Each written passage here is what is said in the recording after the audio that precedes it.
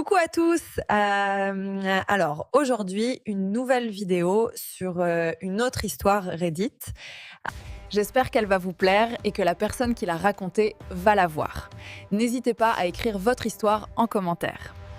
Je vais vous raconter, comme d'habitude, l'histoire à la première personne, comme si c'était mon histoire.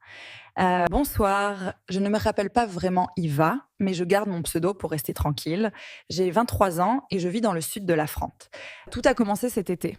J'avais eu un passage à vide pendant l'année et j'ai dû aller voir une psy pendant quelques mois jusqu'à fin septembre.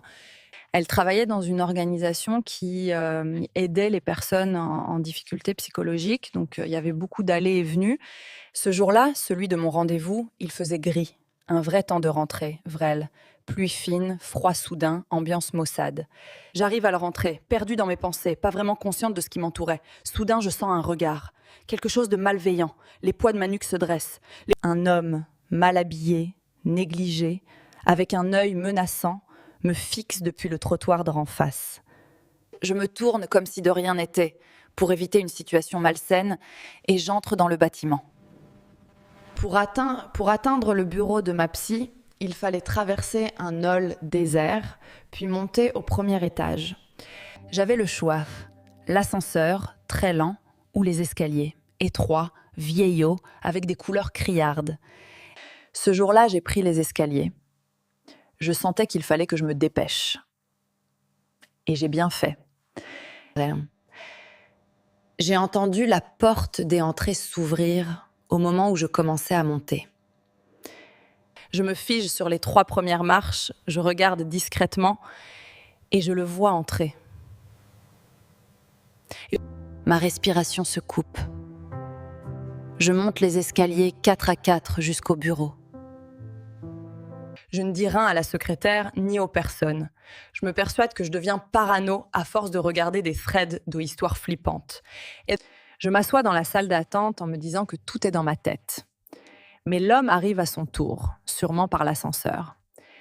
Il hurle sur la secrétaire qu'il n'est pas satisfait, qu'il a des pulsions, qu'il ressent beaucoup de colère. Je me fais petite sur ma chaise. Il me regarde comme s'il me connaissait et repart rapidement. En sortant du rendez-vous, il faisait toujours gris, presque sombre. Je me dépêche d'aller à ma voiture. Et j'ai bien fait là, en passant devant le bâtiment, il était là, accoudé à un arbre, et il me fixait. J'ai passé des jours et des nuits à flipper.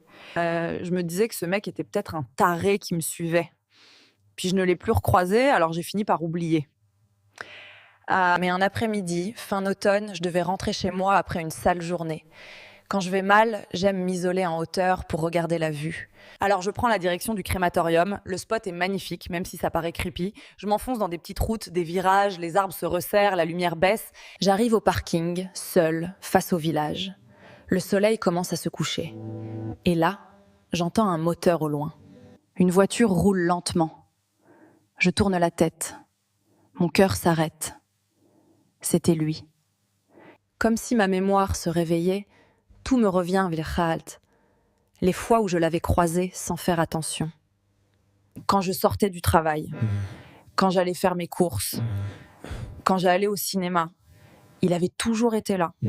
La voiture se gare, il ouvre la portière, je cours jusqu'à ma voiture, je démarre sans mettre ma ceinture, je fais un demi-tour violent et je pars à toute vitesse.